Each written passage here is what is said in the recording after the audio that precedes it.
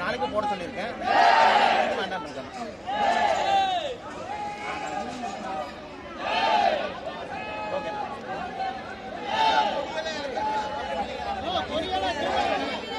பாரத் மாதா கி.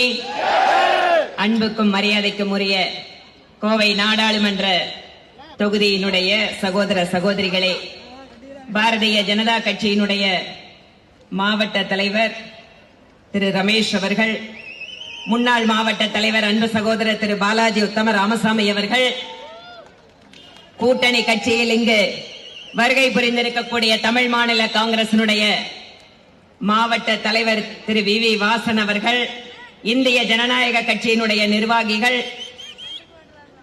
அம்மா மக்கள் முன்னேற்ற கழகத்தினுடைய நிர்வாகிகள், அதிமுக உரிமை மீட்பு குழு கட்சியினுடைய நிர்வாகிகள், திரு தேவநாதன் யாதவ் அவர்கள் கட்சி, திரு ஜான் பாண்டியன் அவர்கள் கட்சி மற்றும் கூட்டணியில் இருக்கக்கூடிய அத்தனை கட்சியினுடைய நிர்வாகிகளுக்கும் இங்கு பெருந்திரளாக கோயமுத்தூர் என்றால் பாரதிய ஜனதா கட்சியினுடைய கோட்டை என்பதை மீண்டும் நிரூபிக்க காத்துக் கொண்டிருக்கக்கூடிய என்னருமை சகோதர சகோதரிகளே, உங்கள் அனைவருக்கும் இப்போது நம் முன்னே நின்று கொண்டிருக்கின்ற நம்முடைய மாநில தலைவரும் கோவை பாராளுமன்றத்திலே தேசிய ஜனநாயக கூட்டணியினுடைய வேட்பாளருமான அன்பு சகோதரர் திரு அண்ணாமலை அவர்களுக்கும் என்னுடைய வணக்கத்தை தெரிவித்துக் கொண்டு, நடைபெறப் போவது மத்திய அரசுக்கான தேர்தல்.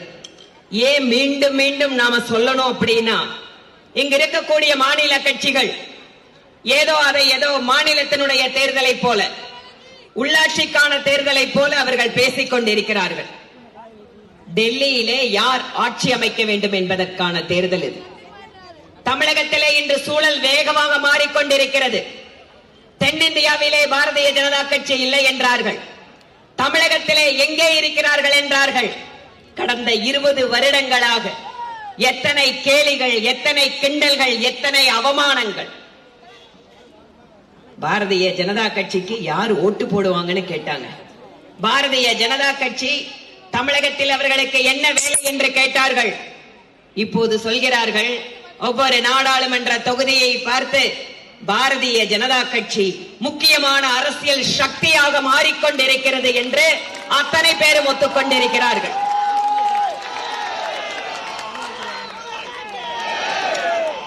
தமிழகத்திலே தேசிய கட்சிகளுக்கு இடமில்லை என்று சொல்பவர்கள் இப்போது பாரதிய ஜனதா கட்சியை பார்த்து பயம் கொள்கிறார்கள். பிரதமர் நரேந்திர மோடி அவர்கள், மோடி மேஜிக் தமிழ்நாட்டில் இல்லை என்றவர்கள் ஒவ்வொரு முறை மோடி அவர்கள் வருகின்ற பொழுதும் எதற்காக மோடி இங்கு வருகிறார் என்று பயப்படுகிறார்கள், கதறுகிறார்கள். பிரதமர் நரேந்திர மோடி அவர்கள் தீர்க்கமான முடிவோடு இருக்கிறார். இந்த முறை தமிழகத்திலே பாரதிய ஜனதா கட்சியினுடைய பலத்தை, என் மீதான அன்பை, இந்த ஆட்சி 10 ஆண்டு காலம் செய்திருக்கக்கூடிய நல்ல திட்டங்களை எல்லாம் ஆதரிப்பதற்கு தமிழக மக்கள் காத்துக் கொண்டிருக்கிறார்கள் என்பதை இப்போது அவர் பலமாக சொல்கிறார். நிச்சயமாக ஏப்ரல் 19ஆம் தேதி நாம் அத்தனை பேரும் 3வது முறையாக பிரதமர் நரேந்திர மோடி அவர்கள் பதவியேற்கின்ற பொழுது, நம்முடைய அன்பு சகோதரர், கோவை என்றால் எத்தனை சிறப்புகளை கொண்ட ஒரு மாவட்டம்.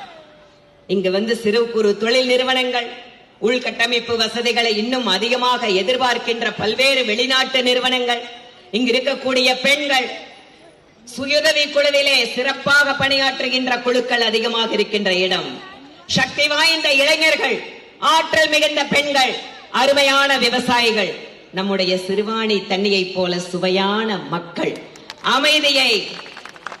அமைதியை விரும்புகின்ற மக்கள், அவர்கள் அத்தனை பேருக்கும் தெரிகிறது.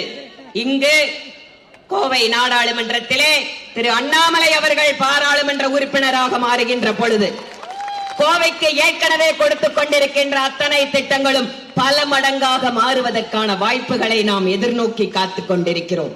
2014 நாம் ஒரு பெரிய வாய்ப்பினை இழந்தோம்.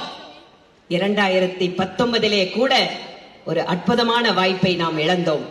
ஆனால் 24 சொல்லி அடிக்க காத்துக் கொண்டிருக்கிறோம். அன்பு சகோதர சகோதரிகளே, இந்த முறை பாரதிய ஜனதா கட்சிதான், இந்த முறை பாரதிய ஜனதா கட்சிதான்.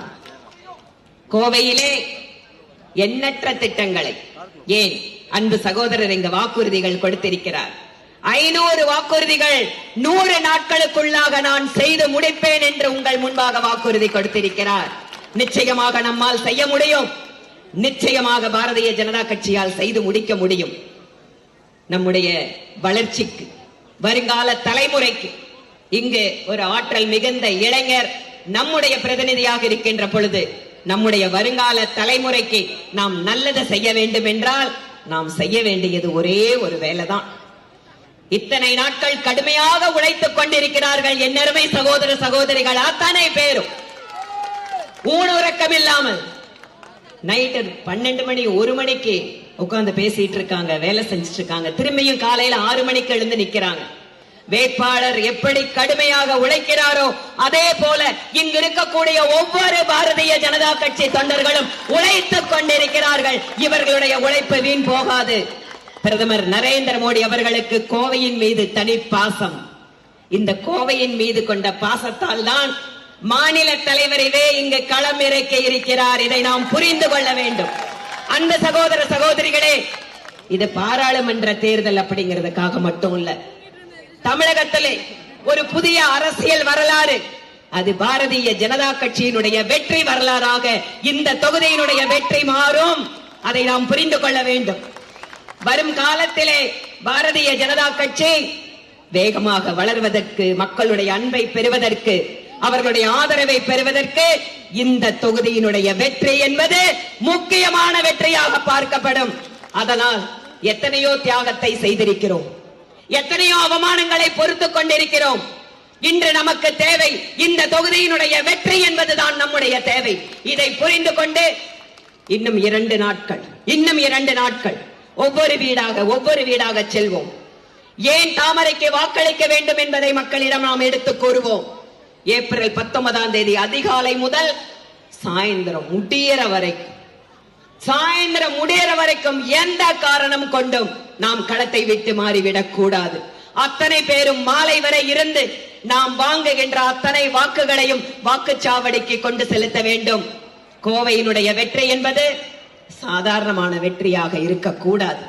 கோவையினுடைய வெற்றி என்பது லட்சக்கணக்கான வாக்குகள் வித்தியாசத்திலான வெற்றியாக நாம் மாற்றி காட்ட வேண்டும் என கூறி, இப்போது நம்முடைய அன்புக்குரிய சகோதரர், நம்முடைய வெற்றி வேட்பாளர் திரு அண்ணாமலை அவர்கள் இங்கு உரையாற்றுவார்.